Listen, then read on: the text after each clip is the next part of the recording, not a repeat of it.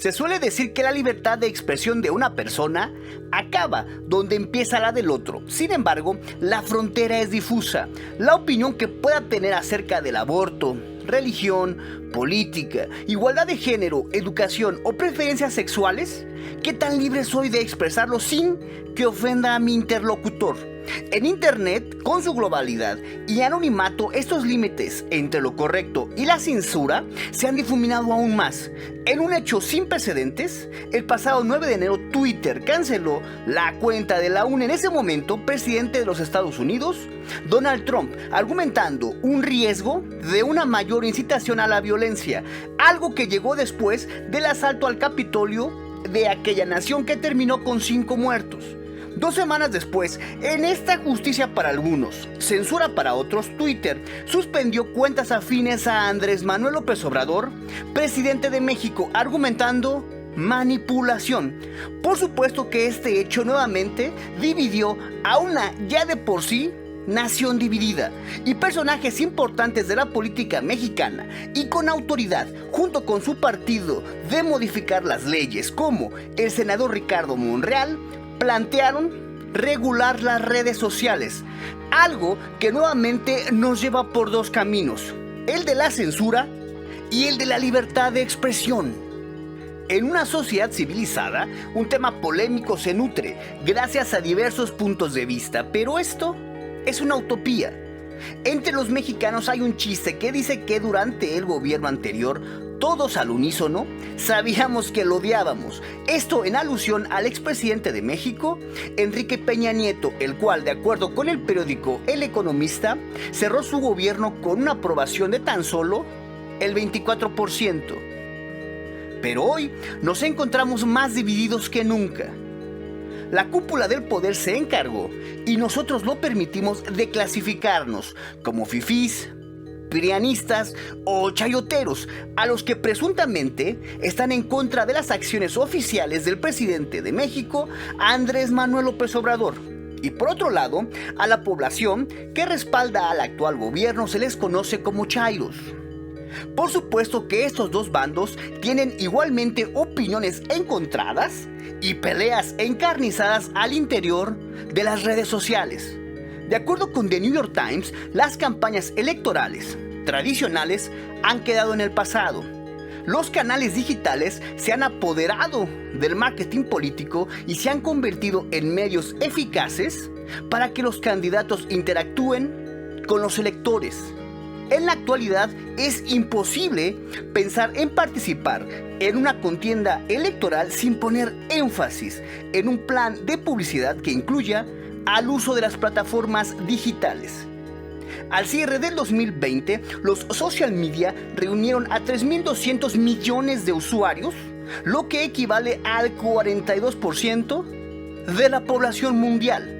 Con esta penetración en las conciencias se entiende, mas no se justifica, las estrategias legales o ilegales por dominar las redes sociales y con ello esparcir con eficacia mensajes falsos o verdaderos.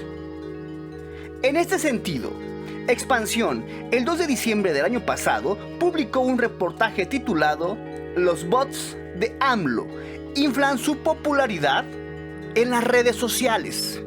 En el texto, la casa editorial argumenta la existencia de redes automatizadas o bots en Twitter que operan con la misión de posicionar hashtags en dicha red social que eleva la imagen del presidente Andrés Manuel López Obrador y lo que ha alcanzado su administración en los primeros 2 años de gobierno. La respuesta no se hizo esperar y a través de todos los canales oficiales, la presidencia de López Obrador aseguró que el gobierno no gasta en publicidad en redes sociales y hacen un llamado a actuar con ética en el uso de bots. Semanas después, Presidencia retomó el tema y acusó al director de Twitter México, Hugo Rodríguez Nicolás, de ser panista, partido de oposición mexicana. Ante estos señalamientos, la red social escribió: "Ninguna persona en Twitter es responsable por sí sola. de sus políticas o acciones de cumplimiento y consideró lamentable ver comentarios dirigidos a empleados de esta red social como responsables únicos de las decisiones o reglas de la empresa. Asimismo, la red social argumentó que no permitirían el spam ni ningún otro tipo de manipulación de la plataforma, al tiempo que suspendió cientos de cuentas afines al gobierno de Andrés Manuel López Obrador.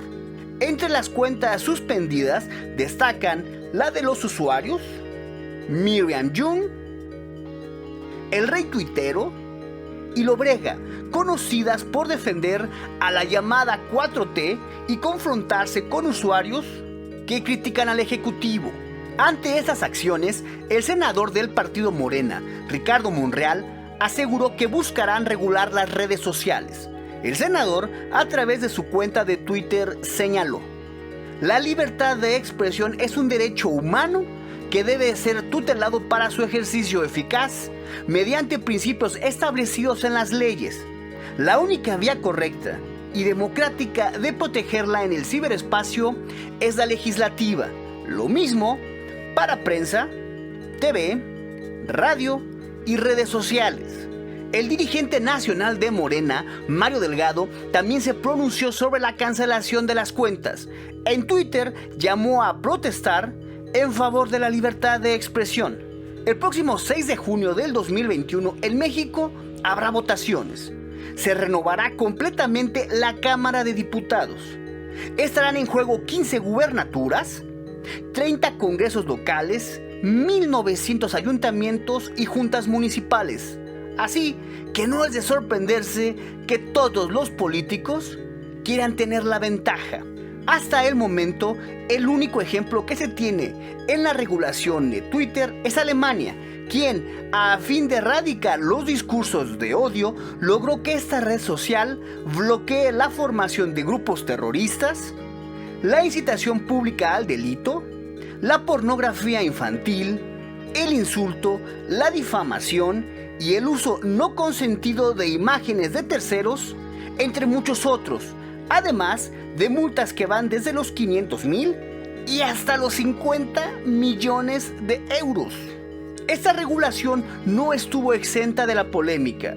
Organizaciones como Human Rights Watch encendieron las alarmas al considerar que la propuesta suponía un retroceso para la libertad de expresión, además de sentar un precedente preocupante en caso de que otros actores, con intereses no tan loables, decidieran seguir el ejemplo.